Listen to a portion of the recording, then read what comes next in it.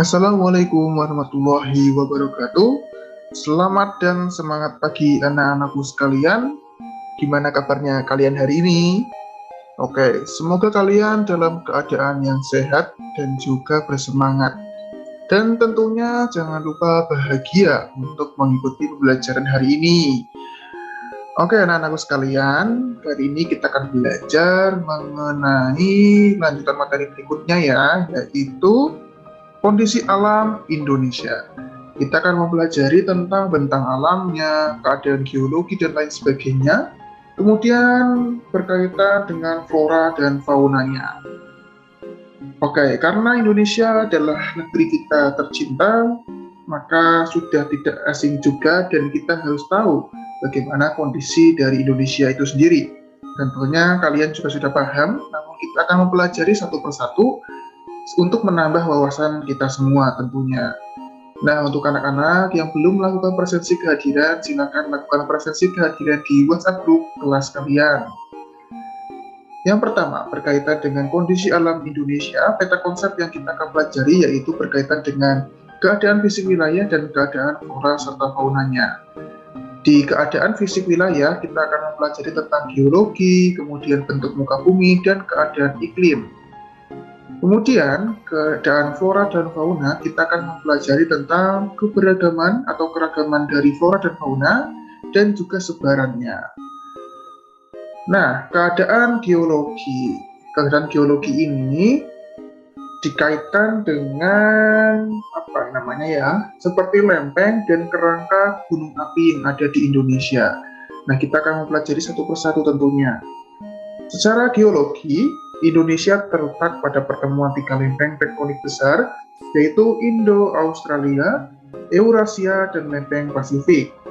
Lempeng Indo-Australia bertumbukan dengan lempeng Eurasia di lepas pantai Sumatera, Jawa, dan Nusa Tenggara.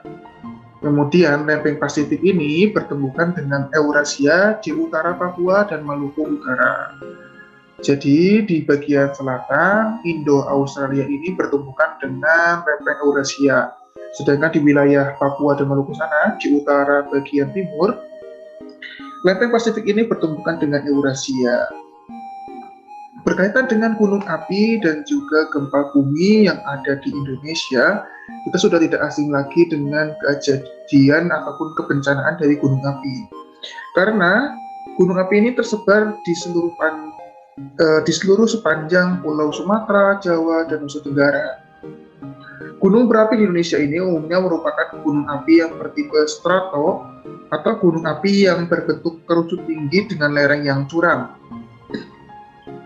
Kemudian gunung api yang terkenal di dunia karena sangat dahsyat yaitu gunung api Tambora, kemudian Krakatau, dan lain sebagainya, termasuk Merapi tentunya.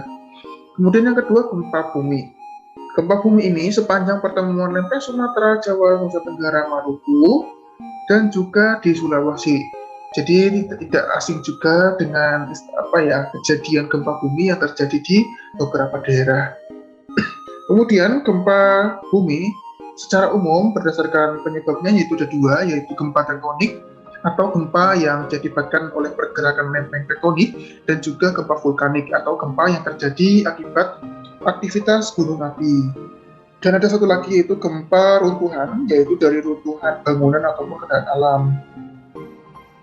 Kemudian fenomena tumbukan lempeng gempa bumi ini terjadi karena lempeng yang saling bertumbukan ini mengakibatkan getaran yang sampai ke permukaan bumi. Akibatnya, goncangan ini terasa di lapisan kerak bumi, atau gempa bumi ini membuat gerakan tanah di dasar laut sehingga menimbulkan gelombang tsunami. Jadi gempa bumi ini ada yang hanya menimbulkan getaran, ada juga yang sampai menimbulkan gelombang tsunami. Nah, gunung api yang secara umumnya memiliki lubang kepunden ataupun rekahan dalam kerak bumi sebagai tempat keluarnya cairan magma atau gas dan cairan lainnya ke permukaan bumi. Yang mempunyai ciri-ciri dari gunung api yang aktif atau ciri dari gunung api yang aktif itu adalah adanya aktivitas kegunung apian seperti semburan asap, gas, material, magma, dan lain sebagainya dari dalam gunung api ataupun dari perut bumi. Berkaitan dengan persebaran gunung berapi di Indonesia nih. Oke, ini adalah persebaran gunung api aktif yang ada di Indonesia. Sangat banyak sekali karena kita dilalui oleh satu garis. Nah, nanti kita akan cari tahu. Secara fisiografis, keadaan pulau-pulau yang ada di Indonesia yang tercatat sekarang adalah 13.466 pulau, tampak adanya keragaman bentuk muka bumi. Nah, bentuk muka bumi ini dibedakan menjadi dataran rendah, dataran tinggi, bukit, gunung, dan juga pegunungan. Ada juga nanti lautan ya, namun ini berdasarkan keadaan fisiografis dari kerak buminya. Kemudian peta fisiografis Indonesia atau peta yang digunakan untuk mengetahui kondisi bentuk-bentuk muka bumi. Ya, ini adalah keadaan dari Indonesia. Nah, yang berwarna kuning ini adalah dataran rendah. Kemudian yang hijau menunjukkan area perbukitan. Kemudian yang berwarna orange menunjukkan dataran tinggi, dan yang coklat adalah pegunungan. Nah, ini dia keterangannya. Jadi, di Jawa ini banyak sekali wilayah, mulai dari daratan rendah, tinggi, perbukitan, bahkan pegunungan. Jadi sangat kompleks hampir di seluruh pulau yang ada di Indonesia tentunya. Kemudian berdasarkan kondisi iklim Indonesia ini berada di wilayah yang tropis. Ciri iklim tropis adalah suhu yang cukup tinggi sepanjang tahun, yaitu sekitar 27 derajat Celcius rata-ratanya, dan juga curah hujan yang cukup besar, bahkan dikategorikan sebagai curah hujan yang besar, yaitu 2.500 mm per tahun. Nah, secara umum keadaan iklim Indonesia ini dipengaruhi oleh 3 jenis iklim, yaitu muson, laut, dan juga tropis itu sendiri. Nah, keadaan iklim di Indonesia dibagi menjadi 3 iklim. Kita akan mencari tahu. Yang pertama adalah iklim musim, yaitu dipengaruhi oleh angin musim yang berubah-ubah setiap periode tertentu.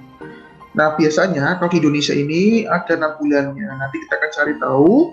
Kemudian yang kedua adalah iklim tropis, yaitu karena Indonesia ini berada di daerah tropis, atau menurut garis lintang dan garis bujurnya, kita ini masuk ke dalam daerah yang tropis. Suhu yang tinggi mengakibatkan penguapan yang tinggi dan berpotensi terjadinya hujan. Kemudian yang ketiga adalah iklim laut, yaitu karena Indonesia ini memiliki wilayah laut yang sangat luas, sehingga banyak menimbulkan penguapan, dan akibatnya adalah sering terjadinya hujan tentunya. Nah, angin muson yang ada di Indonesia, kita akan mencari tahu. Jadi angin muson ini adalah angin yang terjadi karena adanya perbedaan tekanan udara antara samudra dan juga benua. Di Indonesia ini kita mempunyai 2 angin muson, yaitu angin muson barat dan angin muson timur. Yang pertama adalah angin muson barat, itu terjadi antara Oktober sampai dengan April, di mana angin muson ini bergerak dari Samudra Pasifik yang membawa banyak sekali uap air menuju Indonesia yang dibelokkan secara Coriolis sehingga berubah arahnya menjadi angin barat dan membuat Indonesia mempunyai musim hujan. Kemudian yang kedua adalah angin muson timur, yaitu bertiup setiap bulan Mei sampai September. Nah, angin muson ini bergerak dari benua Australia menuju benua Asia melalui Indonesia dengan membawa sedikit uap air. Karena 2/3 dari wilayah Australia adalah gurun, bahkan lebih, sehingga menyebabkan di Indonesia ini terjadi musim kemarau. Kemudian arah angin dari muson Indonesia tadi ada 2. Nah, yang berwarna merah ini adalah angin muson barat, atau yang mendatangkan musim hujan bagi Indonesia, sedangkan yang biru ini adalah angin yang dari Australia yang membawa sedikit uap air dan terasa panas sehingga menyebabkan musim kemarau bagi Indonesia. Nah, yang biru ini adalah angin muson timur tentunya. Ya, ini adalah penjelasannya. Kemudian keberagaman flora dan fauna. Jika tadi kita telah membahas tentang kondisi dari Indonesia berkaitan dengan kondisi fisik, kita sekarang akan beralih kepada keberagaman flora dan faunanya. Secara umum, keberagaman hayati terbesar di Indonesia memasuki 3 besar yang ada di dunia, bersama dengan Brasil di Amerika Selatan dan juga Zaire di Afrika. Kemudian spesies tumbuhan, kita mempunyai 8.000 spesies tumbuhan yang jumlahnya sangat banyak tentunya. Kemudian jumlah spesies hewan kita mencapai 2.215 spesies yang terkategorikan dalam beberapa sub tentunya dari hewan ini sendiri, yaitu 515 mamalia, 60 reptil, 1.519 burung, dan 121 kupu-kupu yang ada di dunia sekarang ada di Indonesia. Kemudian hubungannya dengan iklim ini sangat erat karena banyak tumbuh-tumbuhan yang tumbuh, dan karena itu semakin banyak juga hewan yang mampu bertahan hidup di Indonesia. Buktinya yaitu kita bandingkan antara daerah yang curah hujannya tinggi seperti Indonesia dengan daerah yang gurun yang mempunyai curah hujan yang kecil.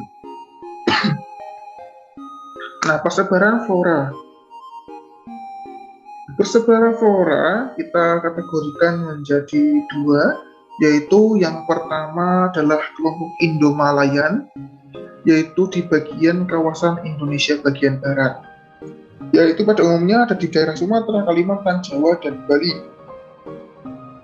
Karakteristiknya adalah jenis meranti-merantian ini sangat banyak, kemudian banyak sekali jenis rotan, hutan kayu putih atau eukaliptus, kemudian jenis tumbuhan matoa, dan lain sebagainya ini juga sedikit, karena banyak di daerah Indo-Australia tentunya.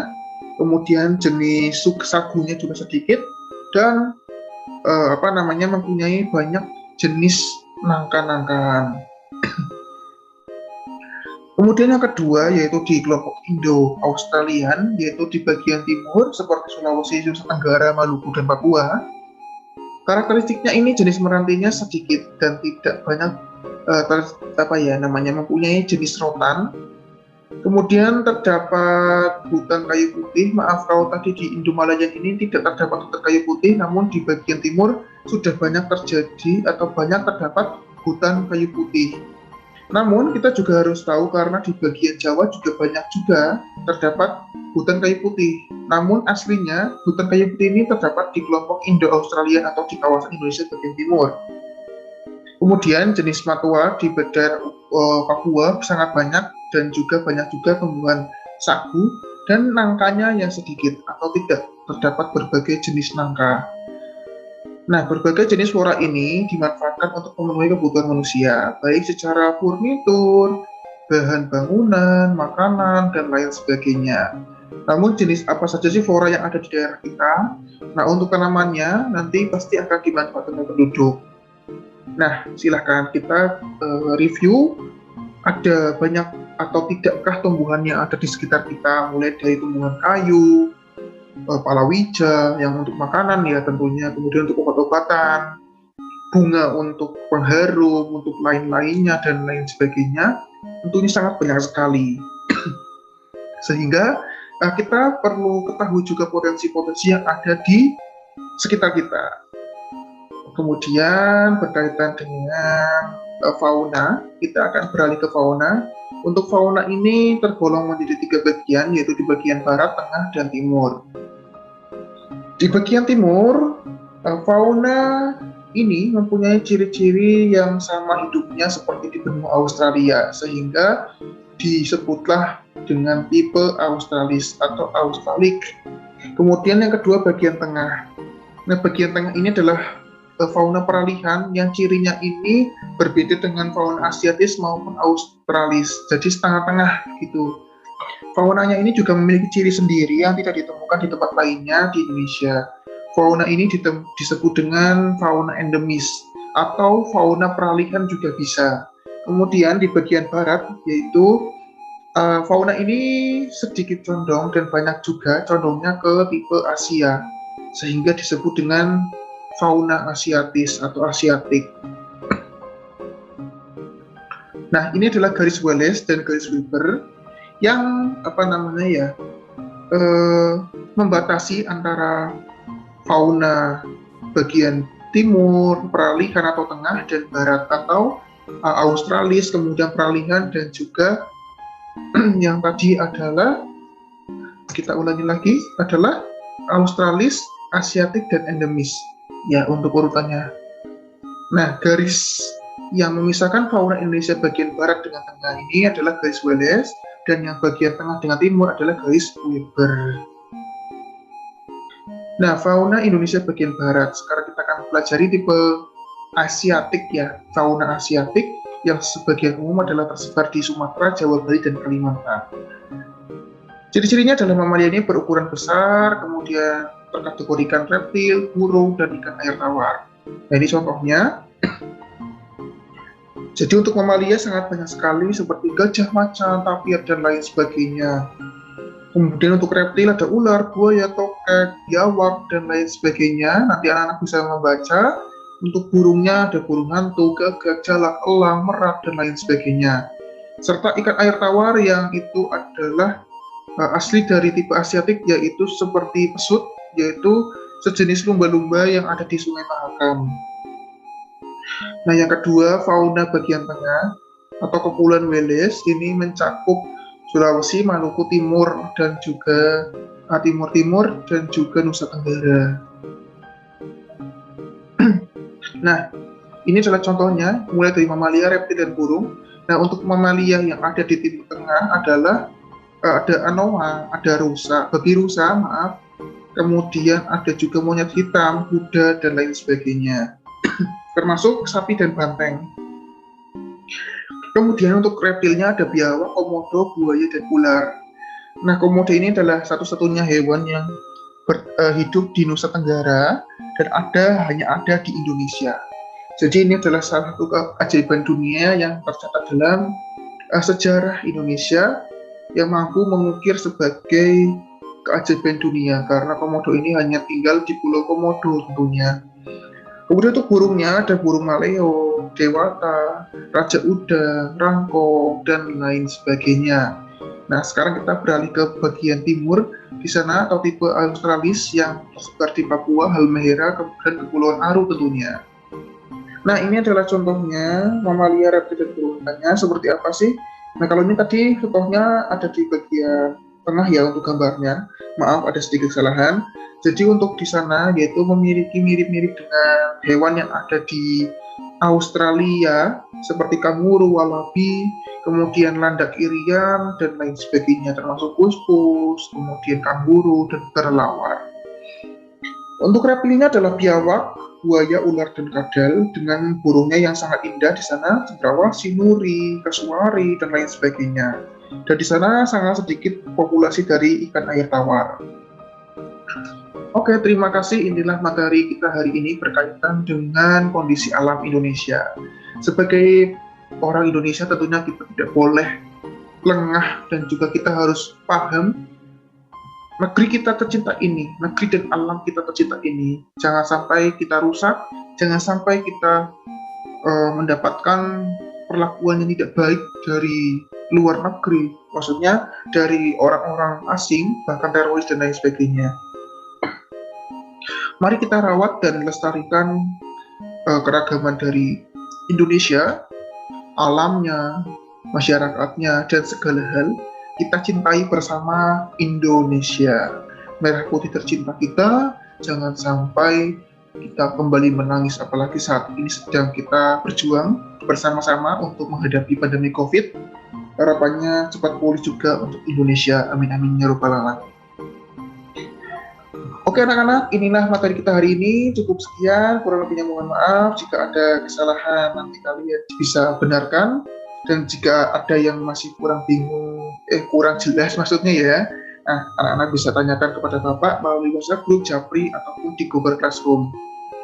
Nah jangan lupa juga anak-anak untuk mempelajari materi IPS di buku paket, kemudian di internet dan sumber-sumber lainnya. Jangan sampai hanya membaca tok ataupun menyimak saja, bahkan lebih parahnya tidak ngapa-ngapain. Jangan sampai kita dibutakan oleh keasikan kita di rumah masing-masing. Jadi ada tanggung jawab yang harus kita penuhi tentunya. Jangan lupakan tanggung jawab kalian sebagai pelajar, jangan lupakan tanggung jawab kalian sebagai anak di keluarga, jangan lupakan juga kalian adalah warga negara dari Indonesia. Dari Bapak cukup. Jika ada pertanyaan silakan. Akhirus salam, wassalamualaikum warahmatullahi wabarakatuh. Semangat belajar.